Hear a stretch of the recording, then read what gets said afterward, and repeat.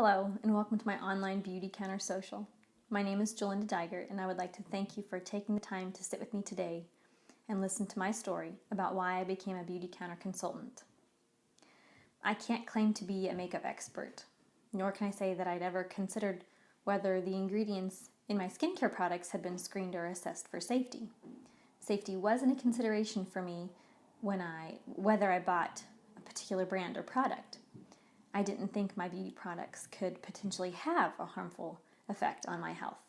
As long as it worked by complementing my natural features without making me break out or look fake, I bought it and I stuck with it.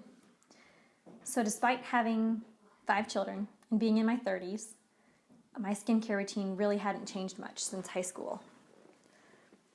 Change fell into my hands at the gentle persuasion from a good friend.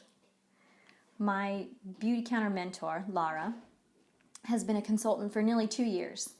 She would occasionally send me articles about the awareness Beautycounter is trying to raise about the possible lack of safety in products that I was using on myself and my family. I thought she was being crunchy or a little crazy. So, although she had introduced me to the Beautycounter brand, I really didn't look deeper into it. Truth be told, I only read a few of the articles she sent me too.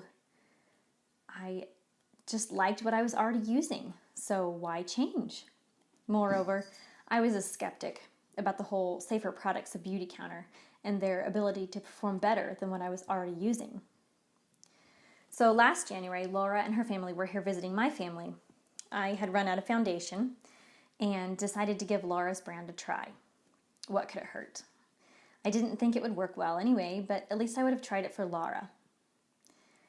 She wanted to take it a few steps further. She wanted me to try more products other than the foundation so that I would get a better look into Beautycounter. I went with it, still very skeptical that I would like the results.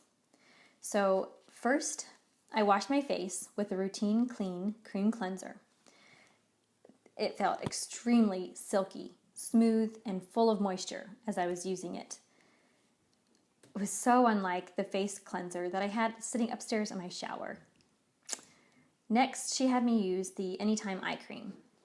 I had been using an eye soothing gel that it would get sticky as I was putting it on, and it would stretch my under eyelid as I was putting it on. So this new product that Laura had me try went on smoothly, like silk. I laughed out loud with the next product she wanted me to try. She wanted me to try oil. Oil on my face. Oil's greasy. My face gets greasy enough on its own as the day goes on. So I thought this was insane, really. But she insisted I try it. So I patted the Lustro face oil number 2 all over my face, and my face just drank it in like the Kansas plains do when it rains. And I could feel my face almost begin to plump up again. Finally, we got to the product that I wanted to try, foundation. She gave me a choice with this one. She had Tint Skin Foundation, and she had Dew Skin Tinted Moisturizer. I'm a redhead, and I burn easily, so I went with the Dew Skin because it has SPF 20 in it. She put a single pump on my finger, and it looked meager in comparison to what I usually use on a daily basis. But Laura insisted it would cover my face. Not only did it cover my face, but I had some left over. I was giggling again after I put this on because I was speechless. I told Laura my face feels like it's able to breathe again. Breathe again? Wait a second. My face wasn't able to breathe before? It felt like it was being suffocated, like by an invisible plastic bag covering it.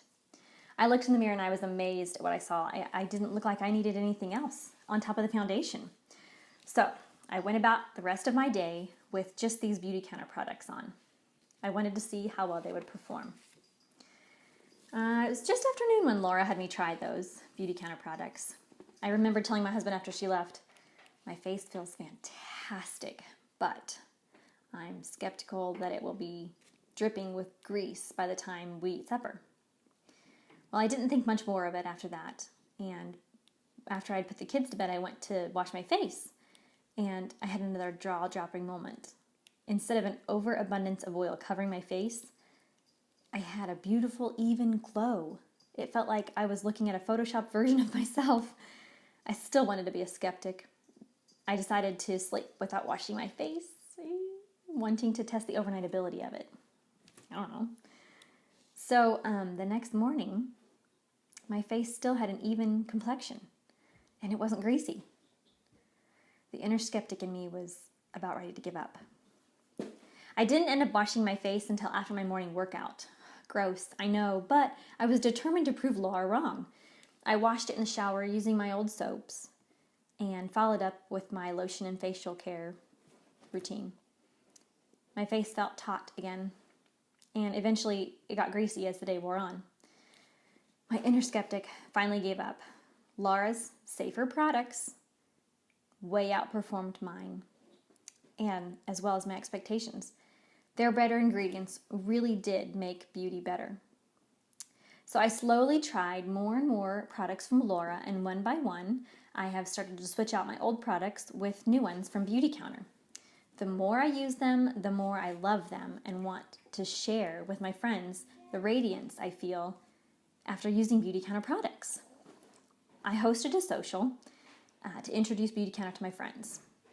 And here I am now, a Beautycounter consultant myself, helping to bring safer, high-performing products into the hands of everyone. As I learn more about Beautycounter, their trusted nonprofit affiliates, and the lack of regulation in the Beautycounter industry, I desire to make more changes in my life, to help my family live healthier and safer lives.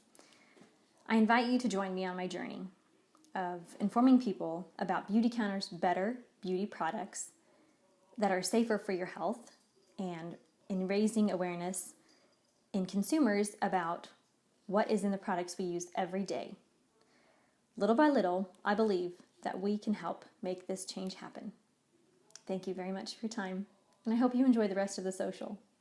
If you have any questions, please don't hesitate to ask.